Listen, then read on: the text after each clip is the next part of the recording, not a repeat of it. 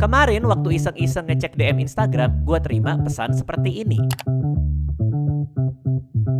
Karena gue gak ada kerjaan, gue iyain. Maka ini adalah obrolan bapak-bapak dengan 25 anak SMA. Selamat siang semuanya. Siang, Kakak. Itu kenapa pada di kursi malam minggu Miko dah?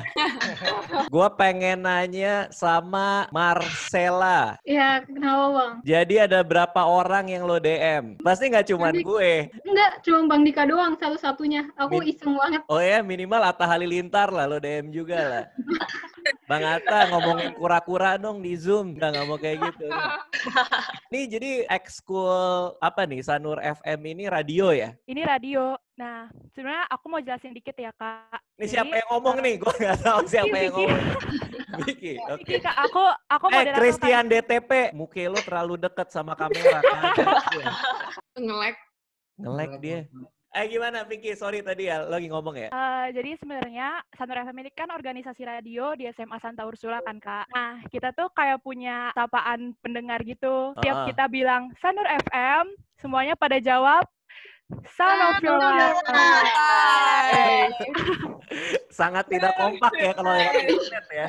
Setahu gue Sanur itu isinya cewek semua. Ini kan cewek semua kan, Sanur kan? Iya, bener banget. Lu ngapain di situ, Christian? Ini apa? Ini guru BP apa gimana ini Christian BTP ini? Enggak, jadi kemarin tuh kan kita ber-17 nih Bang. Kita akhirnya memutuskan buat masukin 8 orang lain buat ikut diskusi. Jadi kita bisa interaktif juga sama kawan setia. Itu pendengar kita panggilnya kawan setia. Oh, Anda numpang Christian berarti ya Christian. Iya Bang. Gue harus menjelaskan sama istri gue nih. Kamu siang-siang ngapain jam 1 ketawa-ketawa di kamar. Aku video call sama 24 perempuan. Masih SMA lagi. Oke, ya udah kita mulai aja diskusinya. Siapa yang mau nanya duluan? Silakan. Ya oke, terima kasih buat hari ini semuanya ini.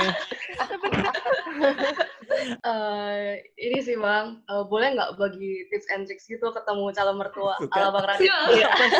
Kenapa sih? Anda umur berapa sih? Anda terlalu cepat dewasa ya di situ ya? Astaga. Elaine, gue jujur banget sama lu ya. Gue ini udah tua gue. Umur gue 2 kali lipat umur Anda. Jadi apa yang gue lakukan di zaman gue dulu, which is mungkin sekitar 17 tahun yang lalu, itu berbeda sama saat ini. Gue nggak tahu apa tabiat mertua-mertua zaman sekarang. Apakah sama atau beda? Zaman dulu mah gampang, tinggal bawain martabak udah senang. Iya, udah kayak ini aku bawain martabak buat tante gitu, taruh. Soalnya pas tadi mau kesini aku kepikiran tante, terus kita di sana di PIM kita ngedate, terus kita makan enak, masa tante di rumah juga nggak makan enak, jadi kita bawa gitu. Kalau kue cubit Bang, kue cubit. Kalau kue cubit lu yang dicubit nanti, janganlah. Janganlah, minimal martabak. Dan martabaknya itu ya pakai mentega Wisman. Gua nggak tahu zaman sekarang, masalahnya itu mertua-mertua zaman now tuh butuhnya apa gitu loh. Kartu Bang, kartu kredit. Ya Allah, Anda mau macarin mertuanya atau macarin anaknya? Nggak mungkin dong. Pulang ngedate tiba-tiba, tante nih belanja aja, masa gitu. Tapi Elaine, masa kamu umur berapa sih? 17? Apa 12? Tahun ini 17, Bang. Nggak mungkin dong udah pacaran dong, nggak mungkin kan? Belum. Iya, belum. Masih sekolah dulu, fokus dulu. Gue ngomong kayak gitu bisa aja sih, tapi gue sebenarnya pas SMA pacaran juga sih. Pacaran zaman SMA apa yang dicari ya? Gue juga bingung deh. Kayak Bang, cuman... mantan ada berapa Bang? Mantan berapa Bang? Mantan berapa? Yang masih hidup apa yang udah mati? Aduh. Zaman SMA ya, kalau gue boleh kasih sebuah pelajaran buat kalian dari... Ini kan kalian suka kan ketemu saudara-saudara udah tua, terus pas lagi kumpul keluarga bilang, biar om kasih tahu ke kamu gimana caranya. Yang gitu-gitu. Nah ini gue dalam posisi itu nih sekarang nih. Gue dalam posisi itu nih. Kalau boleh gue kasih saran gitu ya. Pacaran zaman SMA itu sejujurnya kayaknya lebih banyak nggak enaknya gitu loh. Karena Oh gitu? iya, karena di zaman-zaman itu, di umur-umur itu, kita tuh masih egonya tuh kayak dia nggak boleh temenan sama si ini, padahal dia temenan lebih dulu daripada sama kita gitu. Aku ingin dia jadi milik aku sepenuhnya. Terus dia kenapa sih nggak jawab WA aku padahal udah centang biru? Jawab dong. SMA itu kayak ada kebutuhan kalau pacaran ya, ada kebutuhan kayak ayo sekarang kamu punya aku sepenuhnya. Egonya tuh kayak seolah-olah dia itu barang buat kita, seolah-olah itu aksesoris buat kita gitu loh. Nah SMA itu penuh dengan kayak gitu dan itu bikin hidup jadi nggak enak banget gitu karena pikiran kita selalu kayak dia ngapain, dia selingkuh nggak, dia sayang nggak sama kita, teleponin, kamu kok nadanya beda sih hari ini nggak kayak kita teleponan 2 hari lalu, kamu sayangnya udah kurang ya, kamu sayangnya udah beda ya, kok teman aku dibeliin bunga ketika dia ulang tahun kemarin, kamu kenapa nggak ngirimin aku?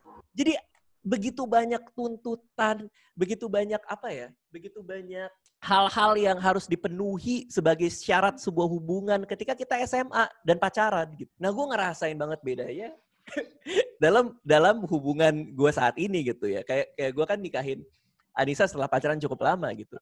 Dan itu jauh banget lebih santai gitu. Jadi kalau gue bisa balik ke masa lalu, terus gue bilang ke diri gue pas SMA yang zaman pacaran-pacaran itu, gue mungkin akan bilang, lu santai aja gitu. Kayak ya udahlah, nikmatinlah masa-masa ini dengan sewajarnya gitu loh. Nggak usah heboh-heboh amat pacaran lu gitu. Dan kalaupun patah hati ya biarkan, nggak apa-apa. Karena semakin lu patah hati, lu akan semakin belajar untuk menghadapi patah hati berikutnya. Lu tidak akan punya ekspektasi terlalu banyak. Persoalan pacaran di SMA adalah ekspektasi. Harapan kita itu adalah harapan yang kita lihat di film-film Hollywood. Semua dengan romantis-romantis, dia sayang sama aku, cinta aku selamanya. Kita masuk dalam dunia pacaran pertama kali, ekspektasi kita adalah itu. Dan itu bukan dunia nyata gitu. Dia akan selingkuh, dia akan bohong. Dia akan mementingkan teman main futsalnya daripada kita. Dan itu nggak apa-apa gitu ya. Jadi gue ngomong apa sih? Gue ngapain sih dari tadi? Tapi ya. Bang, bagus ceritanya. Bagus. Iya. Tapi ya. Jadi pelajaran gitu buat kita. Iya, pelajaran. Oke, pelajaran. Pelajarannya adalah dari saya yang sudah tua ini kepada kalian semua adalah hadapi cinta dengan santai di masa SMA. Santai aja. Gak usah heboh-heboh amat. Gak usah patah hati dikit tiba-tiba IG story lagu galau buat dia tapi nggak di-tag namanya. Nggak usah. Di laptop ya Bang? Ya biasa aja gitu. Aku boleh deh. Bang, mau nanya Bang. Cecilia. Sharon panggilannya. Oh Sharon, oke. Kamu dekat banget sama pintu Sharon. Kamu nggak takut kejungkal kalau ada yang terlalu dekat Anda. Ya udah apa? Karena dia lihat dari internet nih Bang Radit.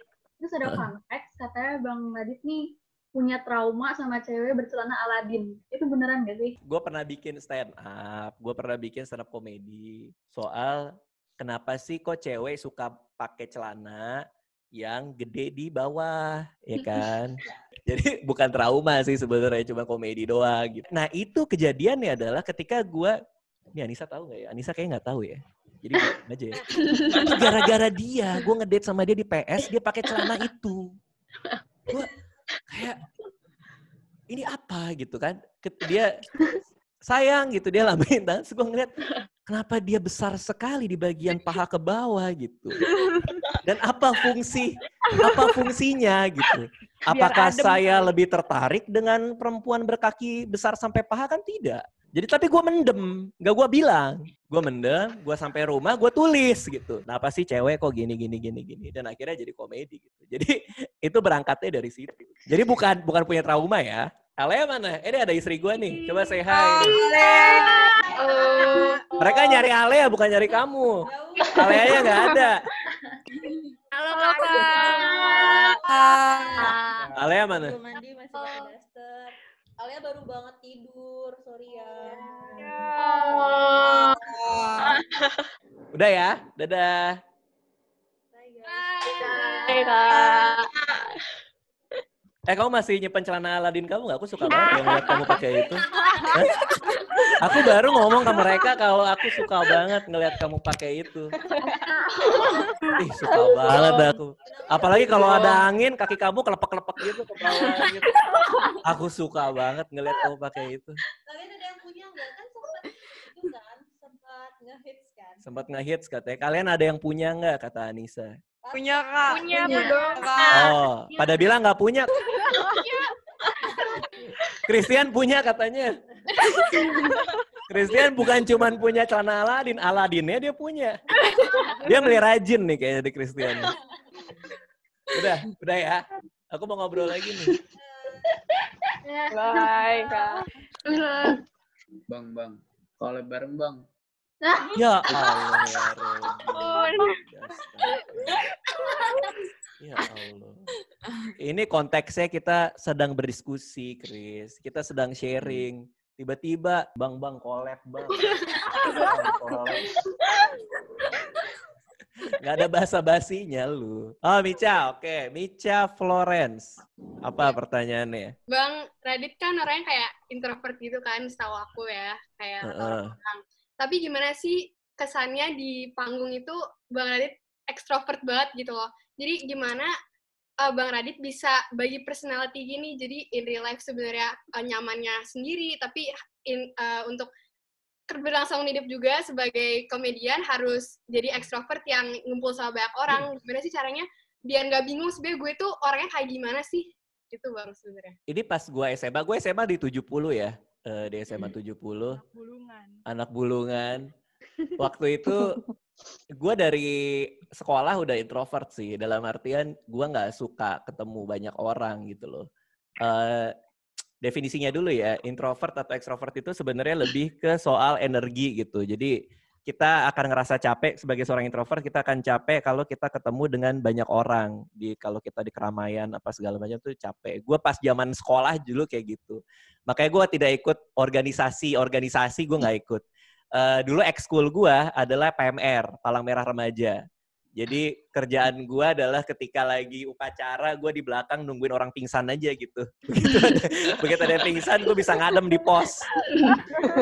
Nah, nyambung sama pertanyaan tadi, kok bisa orang yang dari SMA ya, kalau kita ngomongin dari konteks SMA, itu nggak punya temen ya, dalam tanda kutip ya, sendirian, nggak pernah ikut dalam keramaian, nggak pernah nyanyi-nyanyi di pinggir lapangan gitu. Kok bisa jadi komedian gitu?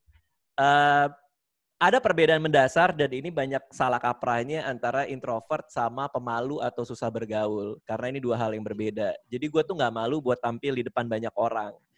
Gue nggak punya masalah ngomong di depan banyak orang. Dari SMA gue udah sering ngobrol sama banyak orang tapi dalam lingkup yang sangat kecil gitu. Kalau udah mulai banyak orang gue udah mulai pusing gitu. Jadi gue nggak punya masalah dalam bergaul, punya teman gitu ya, tapi memang tidak banyak. Nah pertanyaan berikutnya adalah kok bisa jadi komedian? Komedian itu kan terutama kalau stand up kita di depan banyak orang gitu. Karena gue nyimpen sedikit energi gue buat stand up. Jadi kalau misalnya kemarin gue bikin tour stand up komedi, gue baru muncul itu 10 menit sebelum tampil. Gue baru muncul di belakang panggung, mulai siapin diri, baru naik panggung, abis itu langsung pulang gitu. Jadi emang secepat itu kalau gue stand up. Gue nggak mingle, nggak stay di tempat itu. Tiba-tiba naik ke kamar gitu kalau misalnya acara di hotel. Nah kalau stand up pun juga gue senang karena gue bisa mengontrol apa yang terjadi di atas panggung gitu kan. Karena gue kan yang perform. Jadi gue tuh bisa, nanti orang akan ketawa di sini, nanti gue akan roasting yang ini, nanti gue akan ngeluarin materi ini. Jadi gue merasa punya kontrol sama keadaan. Kadang-kadang gue ngerasa gue capek di keramaian karena gue nggak bisa ngontrol apa yang terjadi gitu loh. Kalau kayak premier film, orang datang, belum lagi kalau ketemu artis kan, kita bingung nih mau cipika-cipiki apa enggak kan. Kita udah mau salaman, dianya udah begini gitu. Nanti gue begini, dikira so akrab gitu kan. Jadi social awkwardness yang gue alamin itu membuat gue semakin semakin capek gitu. Tapi menurut gue nih, kalau kalian introvert ya, ini kita banyak anak SMA, ada 25 orang ini, terus mungkin kalian ngerasa, kayaknya dunia diciptakan buat orang ekstrovert deh. Kayaknya cuma orang ekstrovert yang akan berhasil jadi pengusaha, punya relasi apa. Percaya sama gue, orang introvert tuh punya banyak sekali kelebihan gitu. Dalam jadi konteks komedian ya, kebanyakan introvert tuh suka waktu menyendiri, jadi dia punya momen buat merefleksi diri mereka gitu. Kayak tadi gue kalau gue perform tuh yang gak lucu tuh apa ya, dan gimana gue cara memperbaikinya. Kita orang introvert tuh senang sendirian di kamar ngerjain sesuatu, jadi kita bisa jauh lebih fokus sama apa yang kita kerjakan. Gitu. Buat seorang komedian, kita perlu sensitif sama dunia luar. Nah, gue sebagai orang introvert tuh sangat-sangat sensitif sama apa yang terjadi di sekeliling gue. Semua itu kayaknya mengganggu buat gue. Makanya ketika gue bikin materi stand up komedi gue yang baru kemarin gue tour, itu isinya soal anak gue. Karena buat sebagian orang punya anak itu menyenangkan, buat gue kok banyak ngeselinnya ya punya anak. Kayaknya boleh gue jualan tiket terus gue ngomongin ini di depan banyak orang. jadi ya pelajarannya adalah gimana cara kita melihat sesuatu yang orang pikir adalah sebagai sebuah kelemahan. Karena banyak banget orang yang ngomong dari zaman gue sekolah, lo harus sering bergaul dong, orang introvert nanti nggak punya banyak relasi apa segala macam. Gimana cara kita mengubah sesuatu yang orang pikir kelemahan kita menjadi sesuatu yang menjadi kekuatan kita gitu, dan membuat karir dari situ semua gitu. Jadi itu ya kira-kira ya, mudah-mudahan ngejawab pertanyaannya tadi ya, kok introvert bisa jadi komedian gitu. Malah justru karena justru karena introvert, gue merasa lebih mahir sebagai komedian. Christian DTP, gue pengen tahu lu punya pertanyaan apa buat gue. Lu senyum dong, Chris. Gue happy lo ketemu lo hari ini. Nah, ya udah apa? Mau nanya apa, Christian? Gimana ya? Wah, cari dulu dong sama dia. Ya, cari dulu sana. Halo, Christian. Gimana Bang caranya membagi waktu antara penulis, YouTuber, dan main film, Bang? Iya. Anda butuh ngopi sepertinya ya, tapi ya udahlah. Gimana ngebagi waktunya ya? Kalau sekarang waktunya sangat banyak, Christian. Karena saya tidak bisa stand up sama sekali di pandemi seperti ini. Saya tidak bisa main film sama sekali. Jadi isinya adalah nge-YouTube semuanya. Punya skala prioritas aja gitu. Kayak apa yang paling penting untuk kita kerjakan saat ini. Nah, salahnya pandemi ini ya, salahnya kita ada di karantina saat ini, nggak ketemu semua orang. Kita tuh punya waktu begitu banyak, sampai-sampai nggak tahu cara gunainnya kayak gimana. Gue tuh pada momen dimana gue capek rebahan gue. Gue yang kayak di kasur tuh kayak, gila gue capek banget kayak gini setiap hari. Tapi nggak ada yang dikerjain gitu loh. Jadi gue tuh mulai ngerasain itu sekitar 2 bulan setelah di karantina ini gitu, dan pada akhirnya gue merasa gue harus punya skala prioritas apa yang harus gue kerjain. Jadi sekarang gue lagi ngerjain materi stand up baru ya, karena karantina ini membuat begitu banyak kegelisahan di dalam diri gue. Ditunggu ya Kak. Wih, siap, terima kasih loh. Lumayan loh, nambah 20 tiket loh. Vicky, boleh Vicky ya. Bang, abang kan udah punya anak nih. Emang bener kalau mau punya anak kedua harus dinamain paragraf? Iya, jadi anak pertama gue namanya kan Alinea ya, karena gue penulis gitu. Nah, anak kedua ini netizen memberikan ide, Bang, nama anak pertama lo kan Alinea, gimana kalau misalnya dikasih nama yang ada hubungannya sama penulis, tapi tidak paragraf juga. Kenapa nggak lembar jawab soal aja sekalian? Cuman itulah. Gue ngapain sih ngomongin punya anak ke anak-anak 17 tahun? Kalian ini terlalu... Kalian ikutin YouTube yang pernikahan dini itu ya? Kalian terinspirasi ya jadinya ya? How to maintain kayak your audience sama suksesnya kakak. Kan kakak kan ada bidang ini kan udah lama kan Kak. Aku udah ngikutin kakak dari Mam Bingung Miko Kak. Ih, itu 2012? Iya. Kamu umur berapa ngikutin Mam Bingung Miko? Dari SD Kak. Kamu masih zigot ya saat itu? Enggak? Dari SD ya? Ya Allah, dari SD. Nah, itu kan udah lama kan Kak? Iya, udah lama banget ya. Berarti kayak cara kakak buat tetap malah makin sukses gitu Kak, seiring waktu Kak. Terus audiensnya kan juga berubah kan pastinya. Cara kakak untuk tetap ngikutin sesuai dengan apa yang audiens kakak suka, gitu-gitu Kak, aku nanya. Oh, ini bagus banget ya. Tantangan terbesar menjadi orang kreatif ya, orang yang kerja di industri kreatif di seluruh dunia, di Indonesia terutama, adalah gimana caranya kita tetap menjadi relevan gitu. Karena begitu banyak teman-teman gue penulis yang bikin buku dan menghilang, teman-teman gue YouTuber yang dulu besar tiba-tiba menghilang, membuat film, aktor, segala macam. Kita sempat lihat mereka tapi sekarang udah nggak ada lagi gitu. Jadi itu tantangan paling besar gitu untuk jadi relevan. Gimana caranya? Dan itu pertanyaan semua orang yang bermain di industri ini.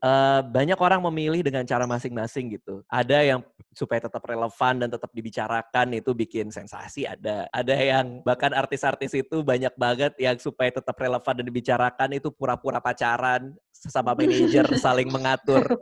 Artis gue pacaran sama artis lo ada. Tapi itu banyak jalan yang orang tempuh untuk tetap berada di jalur relevansi ini. Lucunya buat gue adalah ketika gue berhenti mikirin itu semua, gue malah baik-baik aja. Ketika gue berhenti mikirin gimana ya caranya supaya gue tetap dikenal dan diomongin orang, malah gue membuat sesuatu yang relevan buat orang lain dan dibicarakan. Contohnya misalnya ketika gue bikin blog, gue nggak tahu apa-apa. Gue anak SMA, gue dulu kayak kalian gitu. Isinya tuh sial aja hari gue, dan gue cuma pengen nulis di blog gue waktu itu.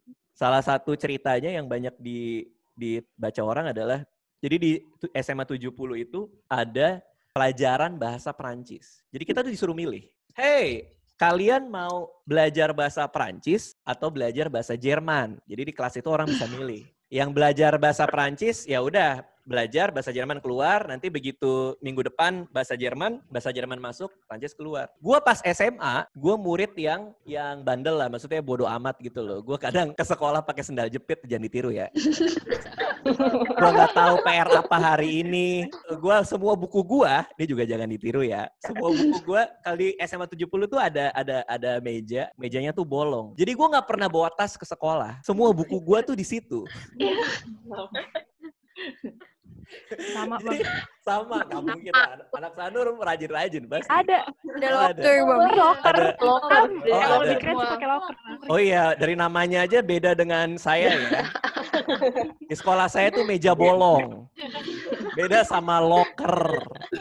Itu dari kastanya ya beda.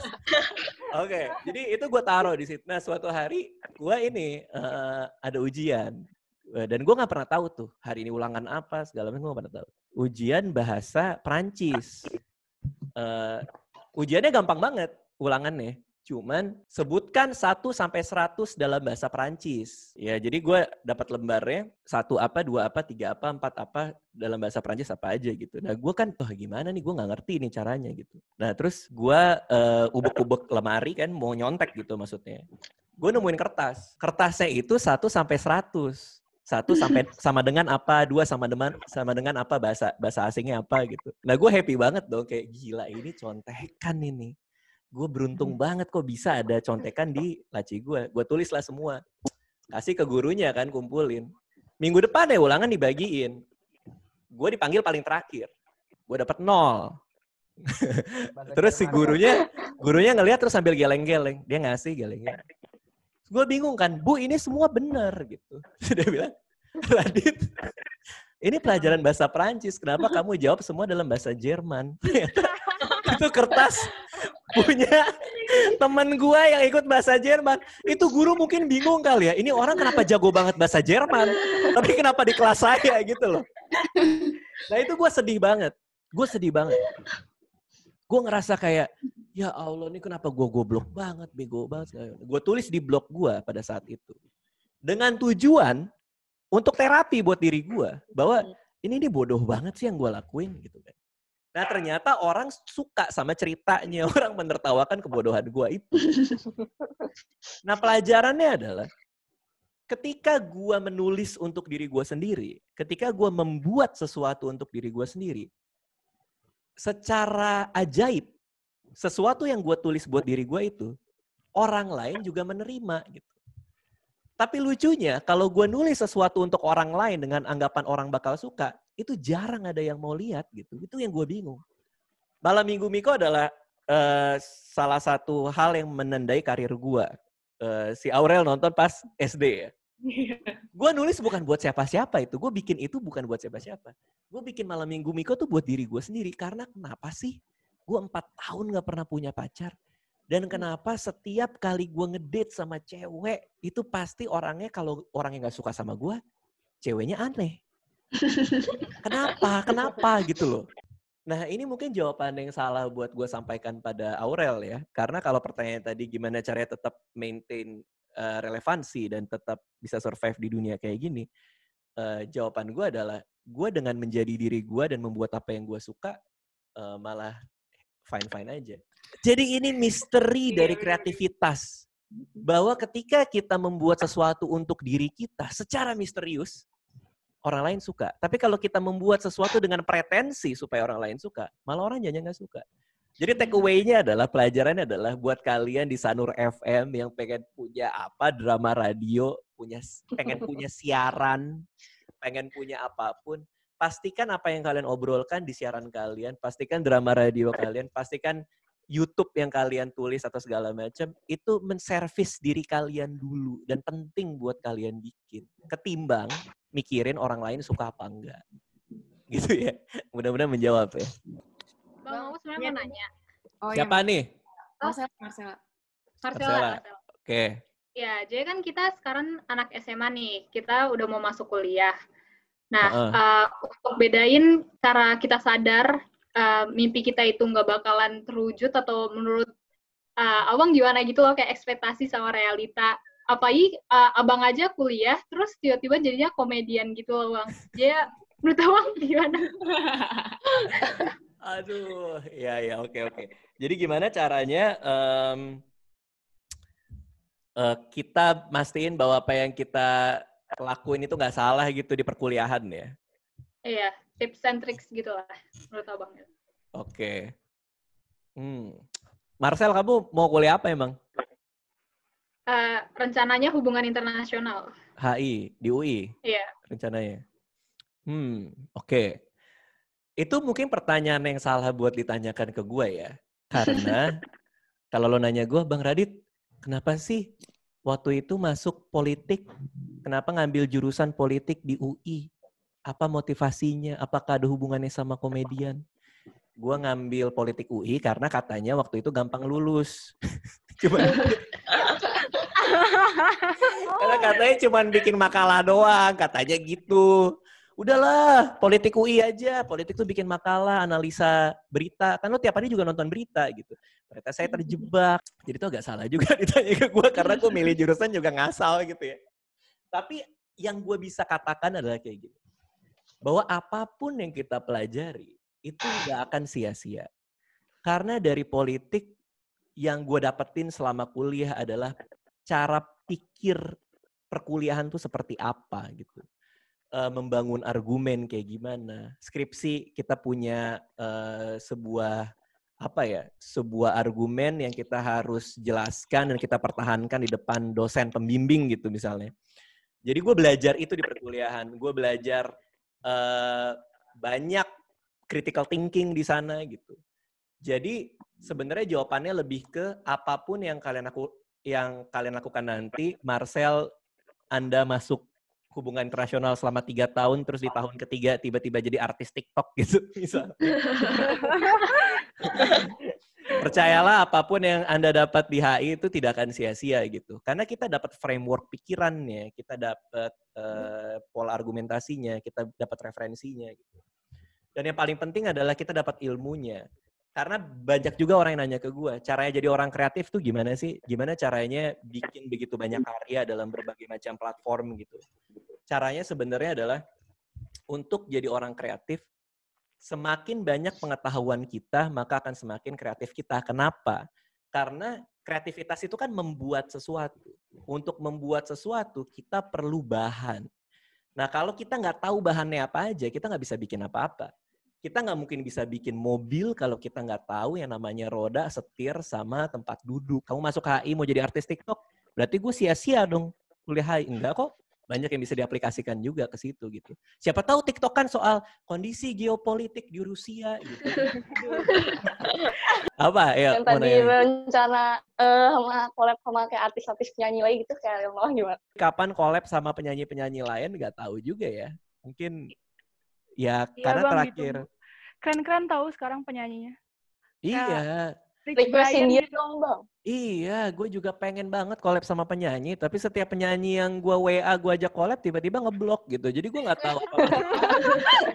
Tiba-tiba profile picture mereka kosong. Gue nggak tahu apa masalahnya. Jadi nggak tahu lah. Nah, mungkin nanti ya, mungkin suatu saat. Oke, ditunggu Bang. Anyway, terima kasih waktunya ya teman-teman. Ini buat gue menyenangkan ya, karena gue udah jarang ngobrol sama orang ya. Jadi buat gue ini juga senang gue bisa ngobrol sama kalian juga. Semoga apa yang gue share hari ini ngebantu juga buat kalian. Makasih semua ya. Dadah. Sehat-sehat ya. Thank you. Sukses banget. Dadah. Sukses, Bang.